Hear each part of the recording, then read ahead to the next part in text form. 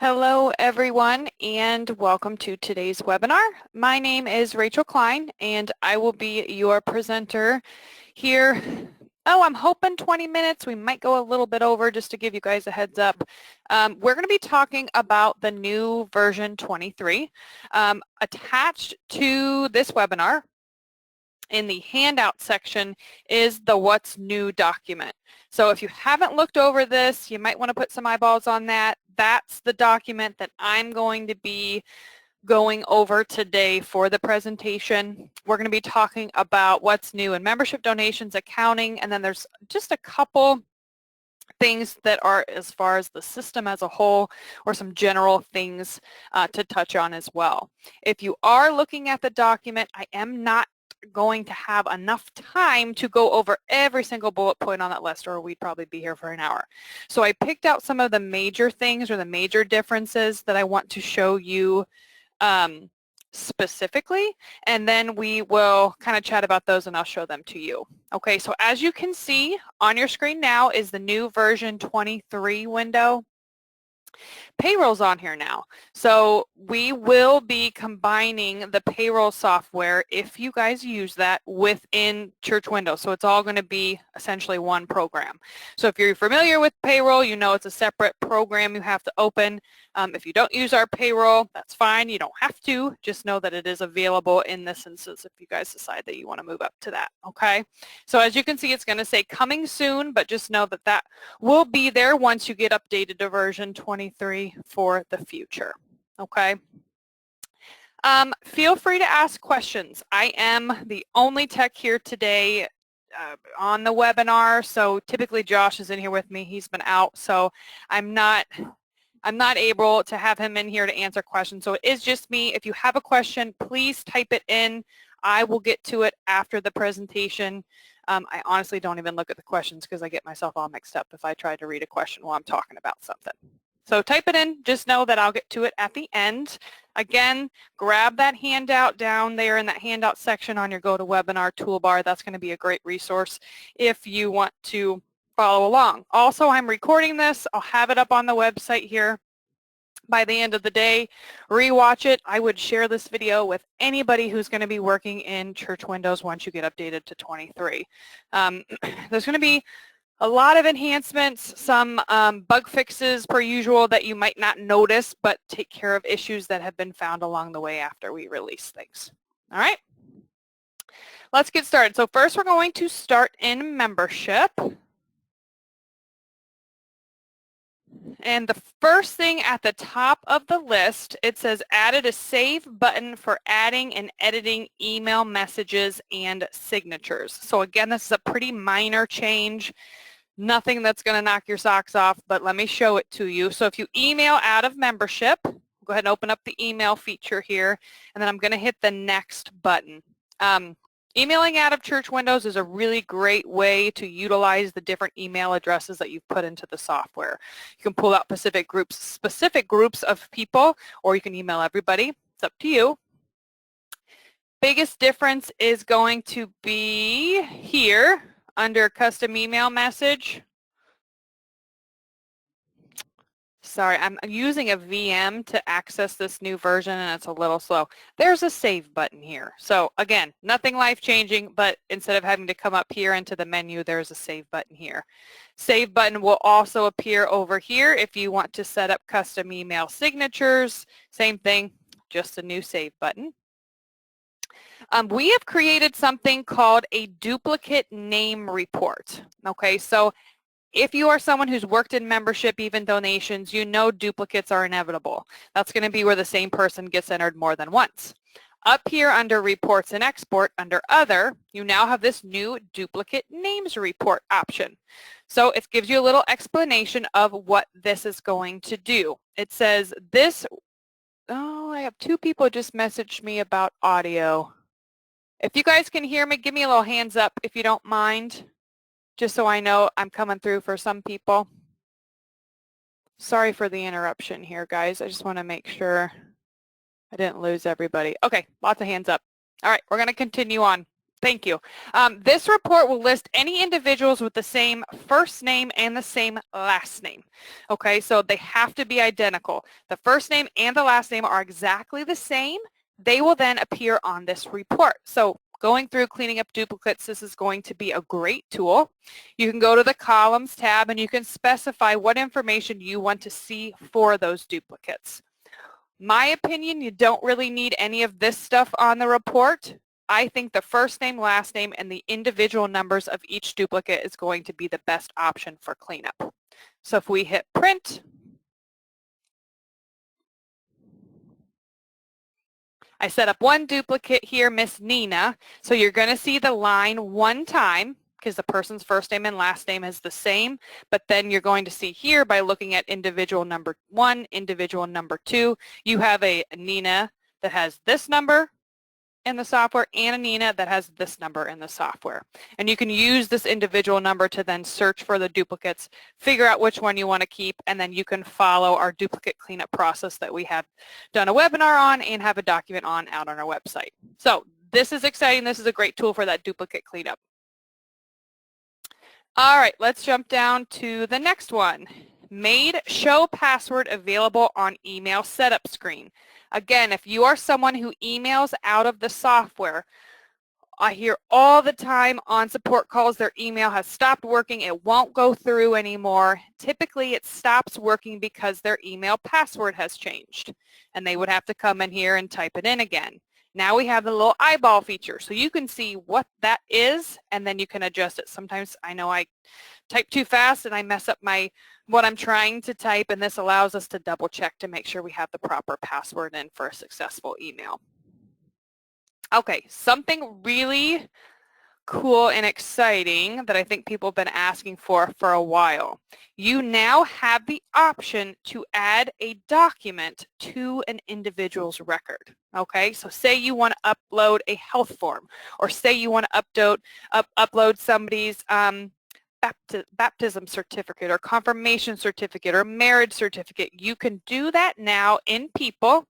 You have a new tab here. It says Files and Documents, and you can upload a bunch of files up here for this corresponding person, okay? There's also an option for this over in Donations as well in Manage Givers that I'll show you in a moment. One more thing here, you have the option when using the grid. So if I'm going in the grid, I'm hitting Find. The grid is great, by the way, if you don't use the grid to kind of look for people or update information while you're working in membership. It's a really nice tool. I've done a bunch of webinars on how to use the grid, so check it out. But this is the grid. When you are working in here, there's now a button at the bottom that says Search in Grid. This allows you to search for a specific keyword.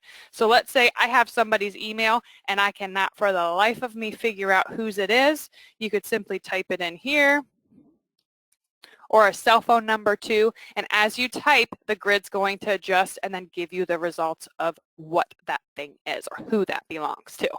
Okay, so there's a filter within the grid, okay, and that again, you want to come down here to the bottom and hit this Search in Grid button, okay. Awesome, let's move on to donations here. I apologize for going fast. I know we have a lot to cover. All right, I do a lot in donations, and I'm so glad that we got this feature added. I'm going to go into Pledges. This allows you to print right from the Campaign Pledges tab.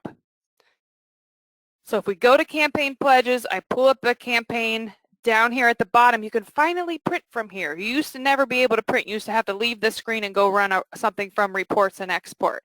Now you can come down here, hit Print Report. It's going to pull up the campaign comparison. It's already going to have that campaign selected for you for the report. Hit Print. And then boom, easy peasy, you have your campaign comparison, okay? If you don't like the columns that are included by default, of course, come in here and adjust the columns as you need to. Love it. Okay, let's move on. Next option. Improved excluded giver information when searching for someone in donation statements. This is also something I've been hoping for a while. If you have ever printed donation statements, you might have come across a time where you know someone has made a donation, but you cannot get a donation statement to print for them. Okay, a lot of times it is because that received statement box isn't checked for that individual record. Okay, so then you have to close out of here and go check them received statement. But you used to get a message that just said they didn't meet the filter set by CW. Okay, not a lot of information for what was wrong. So let me show you. If I search for someone and I get a new message, it says Richard Arnold was not found because their received statement box is false. Okay, computer lingo, that means it's not checked. All right, so if we close out of here, we go into Manage Givers and we look for Richard right here. I go over to the right, I can now see that his received statement box isn't checked. All right, and it should be checked. So I'm going to check it, and now he'll be able to get a statement. Okay, now with that being said, there's another new feature that allows you to go in, and instead of having to manually go through and verify everybody's checked received statement, there is a mass edit where you can go in and check everybody received statement. All right, let me show you that next. It's up here under Special Functions, and then it's in Settings. Over here, set received statement true for all. So that means I want to check everybody to receive statement, okay? Again, this is a mass edit. This is going to look at every individual and every family. So if this is something you want to do to just make sure everybody has it, you can say yes, okay? Now you can also run a report too. If you come up under Reports and Export, Compare and Analyze, Pledge Giving Analysis, this will allow you to see a report of who has it checked and who doesn't. Okay, so you might just have a couple to do, or you might have a bunch. That will be dependent upon whether you want to use that mass edit to check everybody to receive statement. All right, next exciting thing, reassigning giver number process. If you have ever reassigned giver numbers before and done the auto reassign, the process, in my opinion, before, it took a little time to understand and get through it for your new numbers for next year. They have completely redone how the auto assign works. Okay, let me pull that up. Now, before we get into this new screen too much, I'm going to tell you I'm doing a webinar on this at the end of the month. Okay, so I am not going to go into a bunch of detail on this right now because I have a full 20 minutes later in the month to do it. But just know this screen is new. If you are someone who uses giver numbers and you want to learn how to do the auto reassign in version 23, sign up for the webinar later this month and I will walk you through step by step how to utilize this screen. My opinion, it is so much easier, way less of a headache than the way it used to work, okay? So we will talk about that later. All right, add a document file storage for donations. Again, if you want to upload some type of file to an individual's record just in the donations module, you can do that by going into Manage Givers and then going into Files and Documents tab. Right here, you can add files. Lots of files can go in here, okay? Let's see, talked about that. Oh, last thing in here I want to go over is printing posted batches. If I go into posted batches, before when you would want to print a posted batch, you could do one at a time. You'd have to click to highlight it, hit the print batch button down at the bottom, and then you would get the print preview.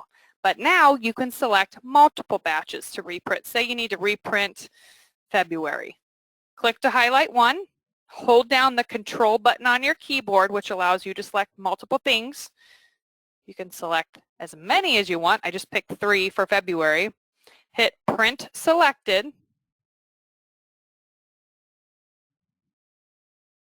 And then I'm just going to hit print. I'm not going to change anything here. And now you can see you have each batch, we picked 3, each batch that we selected is now printing here on one report, which is nice. This saves you some paper and some time from having to pick one print kind of thing. Okay, that is everything on donations that I wanted to go through. They did improve the Vanco download process. That just allows you to change the order. People are sorted on that screen. So not a huge change, but it is an improvement in my opinion. All right, let's jump over to accounting.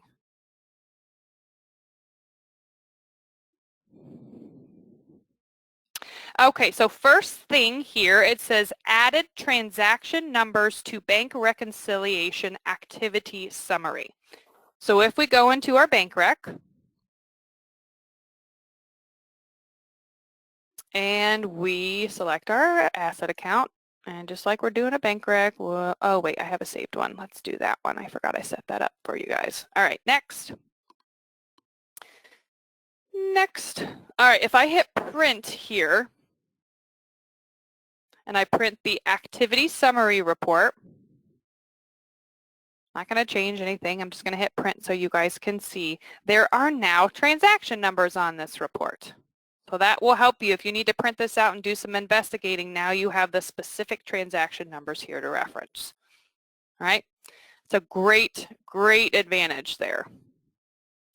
All right, next bullet point here is improved visibility of vendor tab on the Manage Accounts screen. It's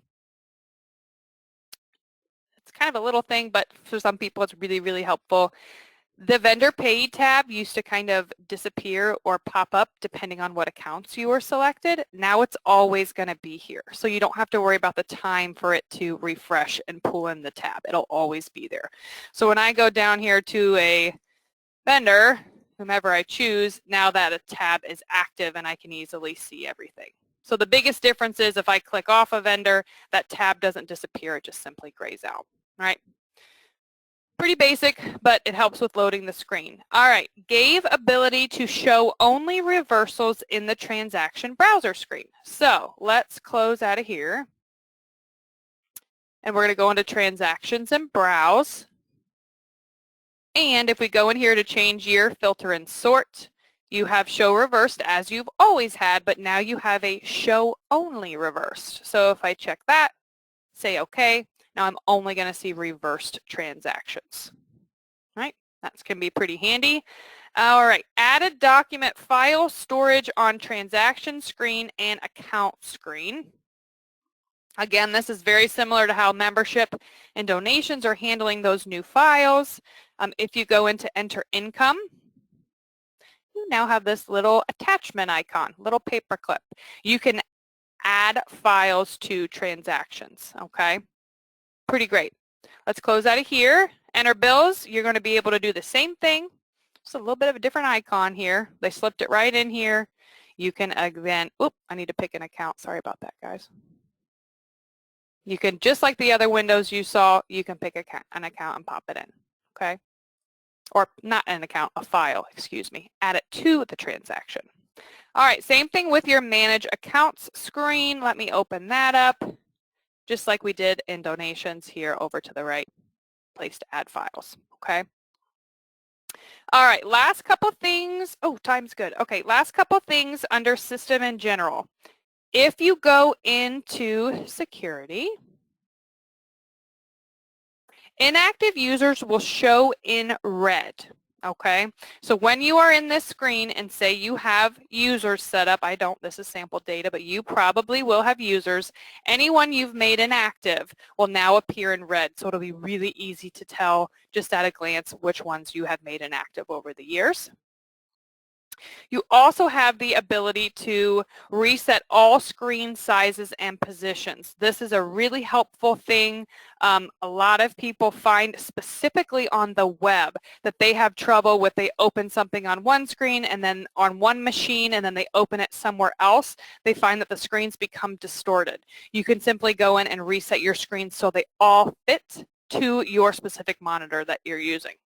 That's a great tool. And then again, those various bug fixes that we put out with all of our releases. As we do our best, we really do a lot of in-house testing here. From our programming standpoint, everyone who you talk to on support tested the software at some point in time over this last year. We also have beta testers that utilize and look through the software who are gracious enough to take the time and help us find different bugs and issues in the software. And then it comes to you guys. So we really try our best to make sure the software is as clean as it can be, but as you know, the first release of something new, inevitably things are going to be found. So we do try our best. We hope you enjoy the new features in version 23. We hope that they really help making your work in Church Windows easier. We try to listen to those suggestions that come in over the year and then take the ones we find to be most suggested, and then we put those into the software the best we can. So it's exciting.